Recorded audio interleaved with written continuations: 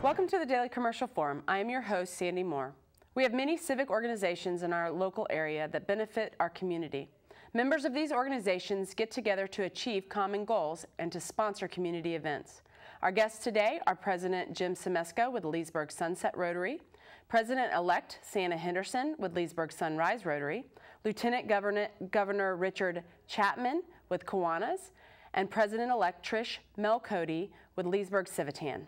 Welcome, everyone. Thank you. Thank you.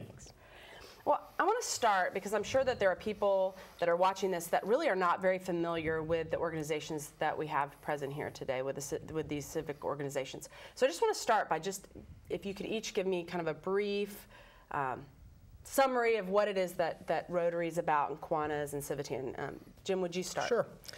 Rotary started in 1905 when an attorney named Paul Harris gathered a couple of his friends, a tailor and a mine engineer, and asked him to come to his office for lunch. And they kind of laid the groundwork for what would happen. They basically met once a week for lunch, and they would take turns meeting at each other's offices, which they called rotating Rotary. That's where it came from. And kind of went from there. They started inviting other people from other professions in, and it grew. And probably within about 10 years or so, they had multiple clubs in multiple states. And now it's all over the world. Rotary International is really big. Well, and I know Rotary itself has one specific passion right now. And what is that? Polio Plus, and they are basically all about eradicating polio from the world. Currently, there's only 3 countries where wild or active polio still exists, and that's Pakistan, Afghanistan, and one other that'll come to me in a few minutes.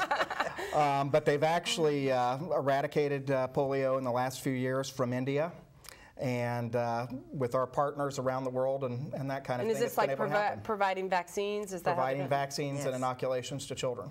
And that's the big, that's the global issue. And then we're going to talk a little bit later about some of the stuff more at home. But how about, tell us a little bit about Kiwanis, please. Kiwanis has been around. They're coming up on their 100-year anniversary in 2015. And they started off in Detroit, and it was a group of guys that wanted to get together just like, wanted to help out the children.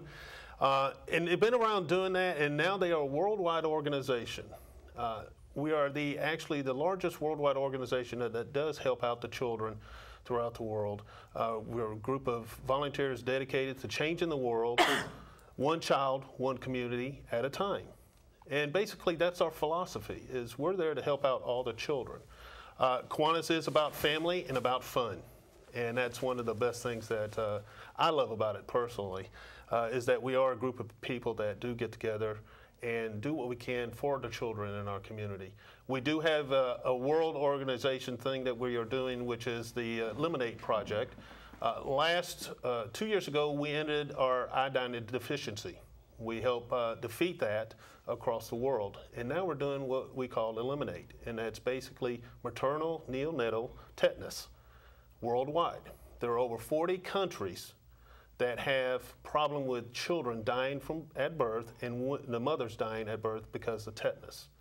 So we are helping out with UNICEF to eliminate that. I'm proud to say so far we just started this last year, and we've already eliminated 26 countries.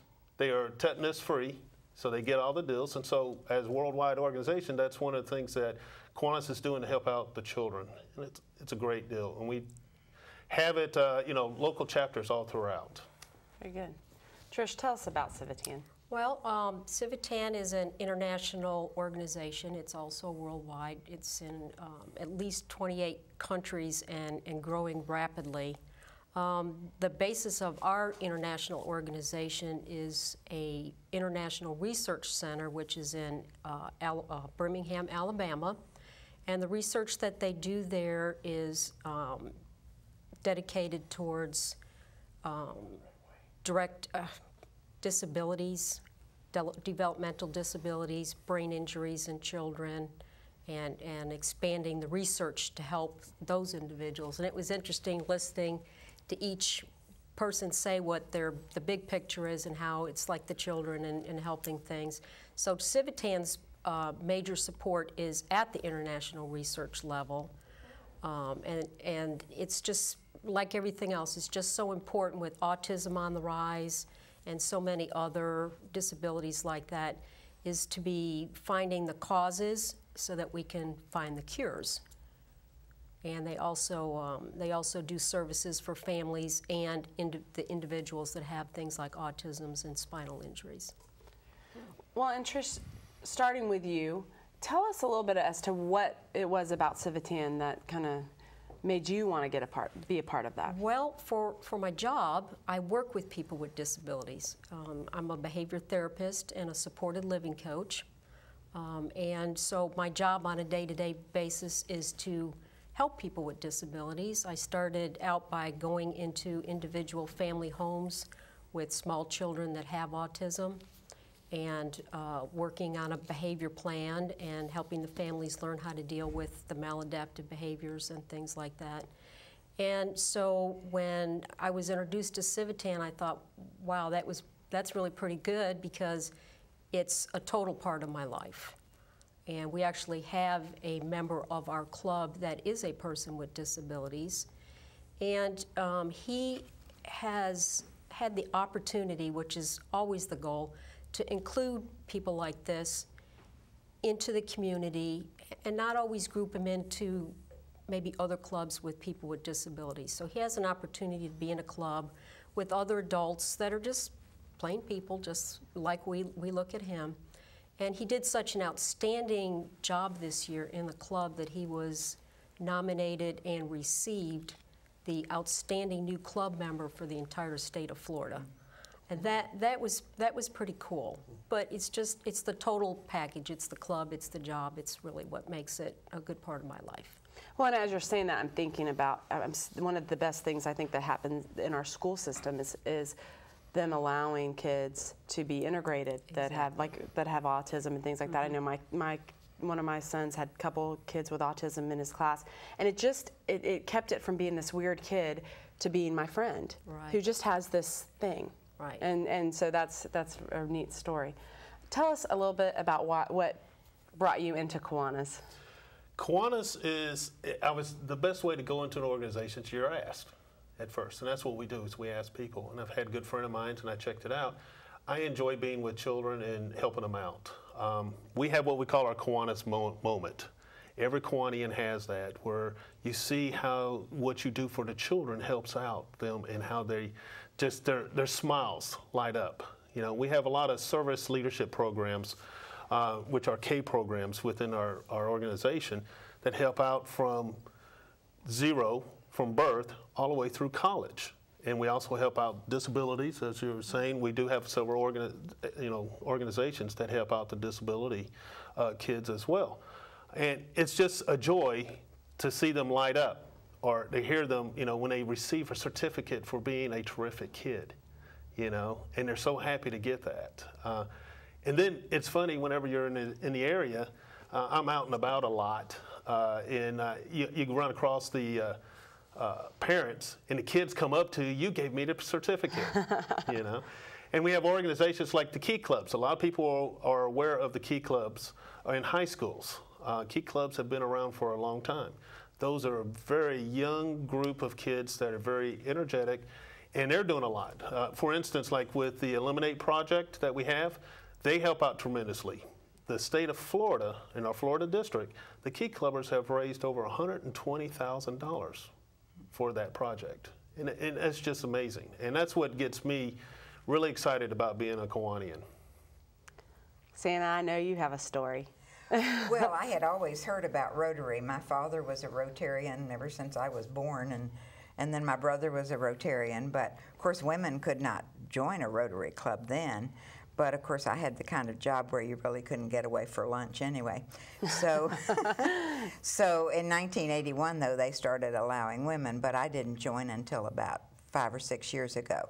But to me, it's just more the international's great, but the local projects are the things that I always like to support. The library, the Center for the Arts, the Haven, the Deaf and Hearing, all these things around locally, things that we do and we can give money to. and that's the main thing for me, plus the fellowship. And we meet at 7:15 in the morning, so you have to be dedicated to get up, especially after you're retired, to get up that early. And Morning person. There are those that are out there. I hear that there are morning people out there. So Jim, tell us about your story. I kind of came in a little bit differently than some of the others. I am a funeral director, and I was working in West Volusia County, and you know, I can tell you that I worked as hard as anybody ever worked. And it came around to where they did my evaluation, and my boss at the time did me the biggest favor ever, but I really didn't realize it at the time. He basically told me, "You're a great worker, but you bring nothing to our business." He said, "Everybody that comes in this door comes in because they know me. They don't know you."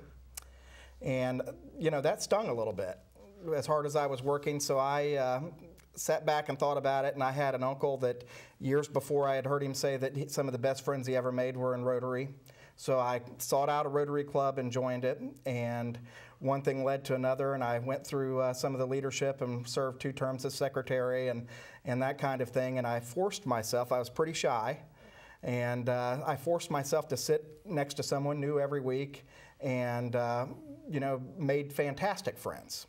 And I never even realized what good friends I made until I moved away, and I still had people calling me when someone in their family passed away or they needed help, that they would look me up on the internet, and that's happened many times because I moved a little bit in my career. And it just, years later, as I matured a little bit, I looked back at the favor that he really did for me by pushing me to get involved.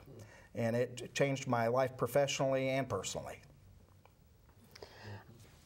I think, you know, to me, that's everyone is going to have a reason why something's going to pull on their hearts, and there's going to, and we never should question anybody's motivation, because I think in any of those kind of things, you end up getting way more out of it than you are giving to the kids. Actually, I want to talk about why. Somebody might be out there was thinking, why join this? I mean, I go to church, you know, I go to church. Why join a civic organization? What's, in trying to get yourself away from your necessarily particular one, why should people be a part of this? I know Jim talked a little bit about it, but why? In my idea, joining an organization is very rewarding, especially when you're helping out the local children or any other thing. That it might not have to be about the children. It could be about the elderly. It could be about other organizations that might need help. You know, churches too. Civic Organizations is just a family atmosphere that you have fun with, you enjoy doing what you're doing, and we are all volunteers. And we do it because we like what we're doing, and that's the whole purpose of that. And helping out the people in our communities is big. And whether you're a Rotarian or a Kiwanian, or it doesn't make a difference. You know, find an organization that you want to belong to. And the time, 7 o'clock. We've got some of those at 7 o'clock too. But you know, you have some that are at noon or at night, you know, or at different times. Find the time, find the group, and join. And that's just the way it is, I believe, to me. And why do you think that it's important for our communities to have these organizations? I think that, you know, we have a motto or mantra that we say in our meetings, service above self. And I think that that the volunteers in our organizations, we stand in the gap to make sure that things happen when they need to happen. When there's a need, there's not a doubt in my mind that everybody at this table, when there's a need that's presented, it's brought to that group, and it's acted upon. And to me, that's what Rotary is all about. Yeah, I kind of agree too, because times have changed so much, and you know, everybody's strapped financially or maybe without jobs, and there is such a need, like you say, for civic organizations to help fill the gaps where people are just struggling so much. And we've done some side-by-side work and some stuff with the Samaritan Inn down here. And when the gentleman came and was the speaker at our meeting, I think there wasn't a person in that room that wasn't touched by what they had done. And that was to provide a very unique service in an area where it was so totally needed. And when he started telling us about how many homeless families there were and that there was no other place for families to go, you know, it was our club's idea, yeah, we need to get on the ball, and we gathered up a bunch of supplies and we went over. We actually had a meeting there and got a little tour of the place, but it was something local. There was a need, and like you say, it does. It makes you feel good that you can do something. Yes, we do a Christmas for the needy. We do lots of scholarships with high school students and college students. With Beacon, we have a piece of the highway that we go out once in a while, the people that don't have bad backs, and pick up the trash for about 2 miles along 44, you know, and just all kinds of things. I think it makes even older retired people who've been in Rotary forever, they still feel that they're an important part of the community because of all these things that we do. And of course the younger people, they're just doing it for networking, for fellowship, and you know, just everything like that.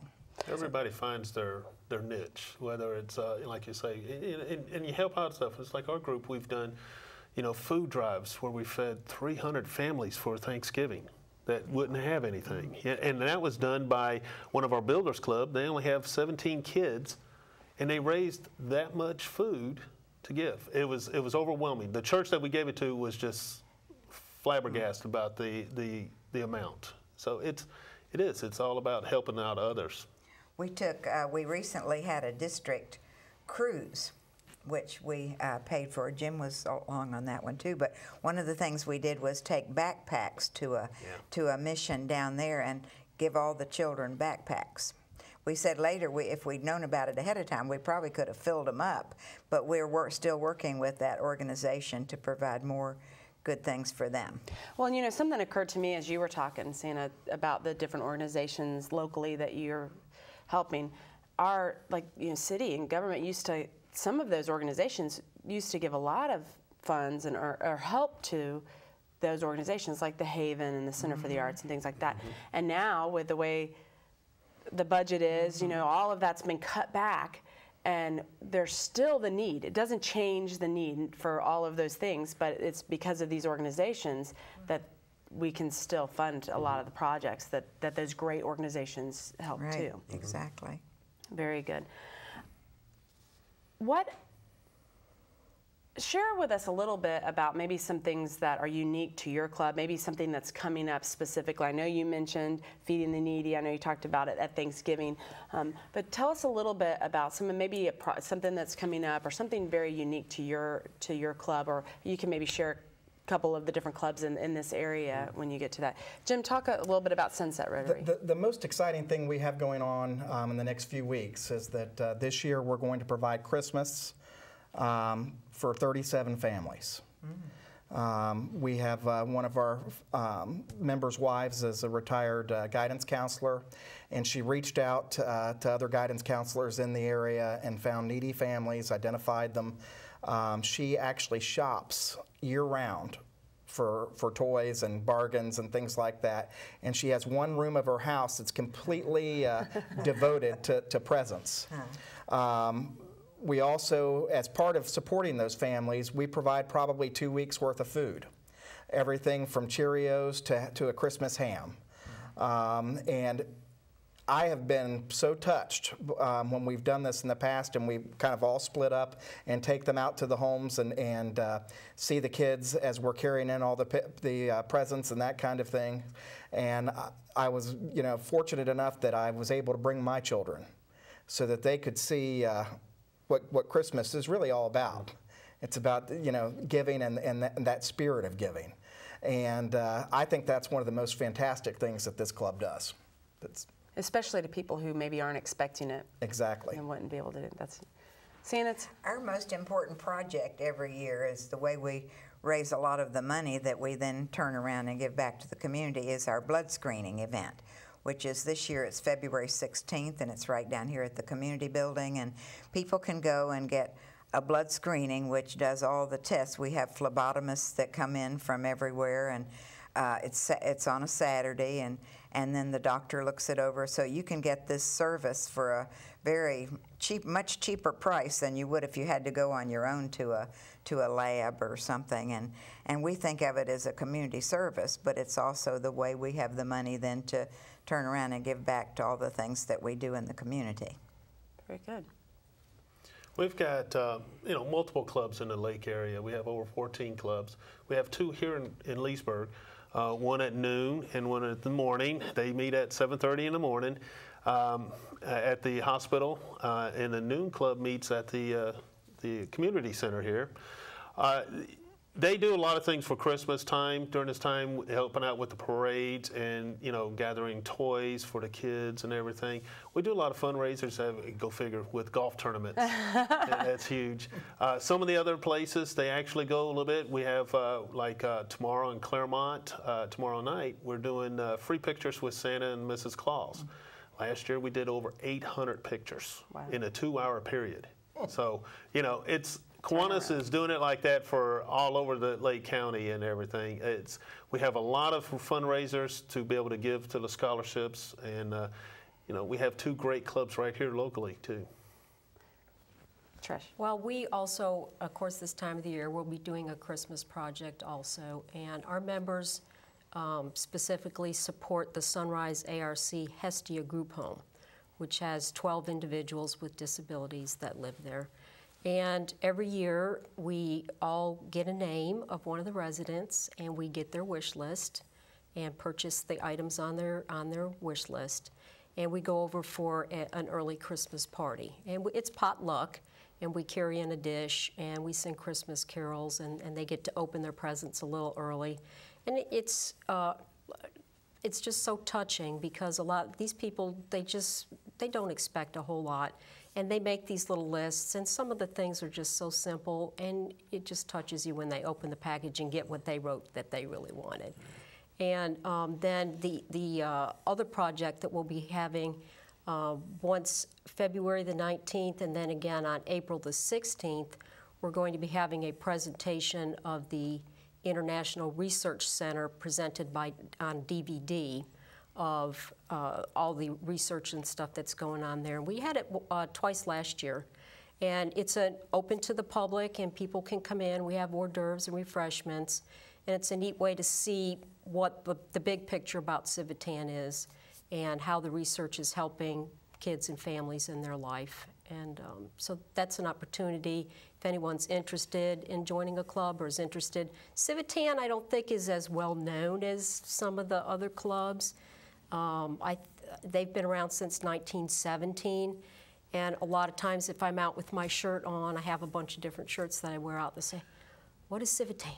What is Civitan?" We've never heard of Civitan. Which is why you're here. We want to know about it. And so if other people out there that are watching the show are saying, well, this first thing we've heard about Civitan, come on down to the library on one of those 2 dates and see what it's all about. Can anyone, just anyone, be a part of a civic organization? I mean, is there a criteria? Is there a screening process? If somebody's out there watching this and they're thinking, oh, I really want to be a part of Rotary, is there something that, is there a criteria that they have to meet, or Kiwanis? I know we talked about that there's a change. Now women can be a part of all of these things, which, exactly. Yay, girls. Well, in Rotary, you must be, you're invited by someone to come, and you visit a couple of times to see how you like it, and then I don't know that we very rarely, I don't think we've ever turned anybody down, because if they're interested, we want them to be a part of the club.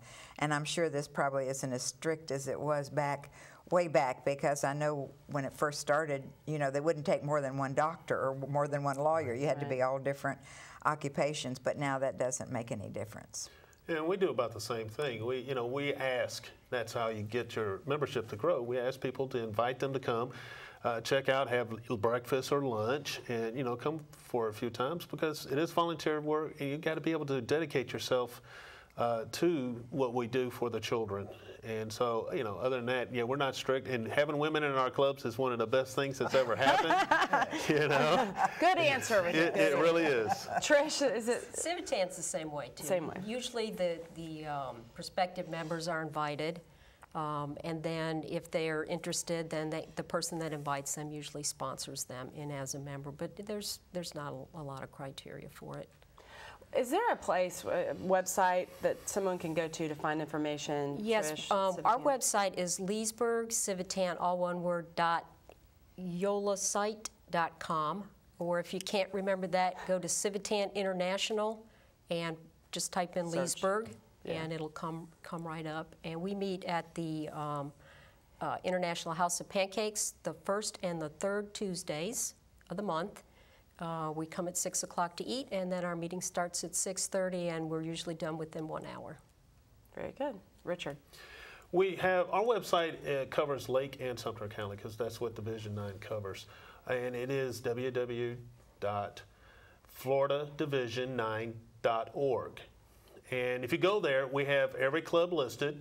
You can find out where they meet and when they meet. And I'd suggest that you choose one in your area and come check us out. And it's a great thing. We also have... Come check you out, but you have to be invited. Yes. So you need to find somebody that's who one is of the a invitations. Kiwanis or a Rotary. Yeah, that's one of the invitations. Call Bills. Richard. Call Say, anybody. I need you to invite me Exactly. to a Kiwanis meeting. Well, you know, with the social media nowadays, Facebook and everything, it's not difficult. Yes, it is. And on there we have our calendar where you can see what events are coming up in all our clubs. Oh, very so good. if you don't want, might want to go to a meeting, but at least come to one of our events. Or maybe even just support something that's been going on. Santa. Well, we have a big Rotary International website, and then we have a district website. We have a local website, www.leesburgsunriserotary.org. And we meet every Tuesday, and we meet where the old chopping block was, and it's now part of Beacon College, their eating facilities, and we meet in the back room, which has been a very nice place for us to have breakfast. Very good. Every Tuesday. And I'm part of Leesburg Sunset Rotary. We meet Tuesday nights at 6 o'clock at the Leesburg Center for the Arts. We can be reached on our Facebook page, Leesburg Sunset Rotary. And like us. we usually meet at 6, and we're usually finished by 7. Very good. And I know that there's another one at noon in Leesburg as well. They're kind of the one that was there long time ago. They've been there, and we're newer. The more well-established. The noon club, yes. Well, thank you all for really what you do in your civic organizations, just for the heart that you have, and it's obvious. I can see the passion has come through, but also thank you for giving your time today to share with us. Glad to be here. Thank you for having us.